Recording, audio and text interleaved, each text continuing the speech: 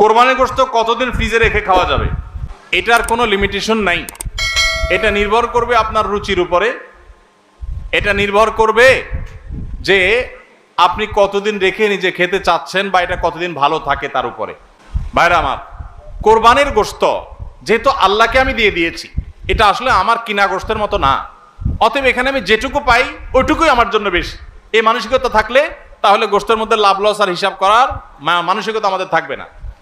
কোরবানির পশুর গোশত বেশিরভাগই দান করে দিবেন। আপনি 3 ভাগের 1 ভাগ দান করলেন, 1 ভাগ আত্মীয় স্বজনকে খাওয়ালেন, আরেক ভাগ আপনি রেখে দিলেন। এটা হলো মুস্তাহাব, কিন্তু এটা জরুরি না। কেউ যদি বেশিরভাগও রেখে দেয় তার কোরবানি হয়ে যাবে। উদ্দেশ্য যদি আল্লাহকে খুশি করা হয়, গোশতটা যদি মূল উদ্দেশ্য না হয়। কারোর উদ্দেশ্য হতে পারে যে আমি রেখে দিয়ে পরে আস্তে আস্তে আল্লাহর রাস্তায় মানুষকে দিব, গরিব দুঃখীদেরকে রান্না করে খাওয়াবো, নিজেরাও খাবো, তো আলহামদুলিল্লাহ তিনি রাখতে পারেন। এটা কোনো লিমিটেশন নাই যে কোরবানি গোশত এতদিনে বেশি রাখা যায় না, এমন কোনো কথা নাই।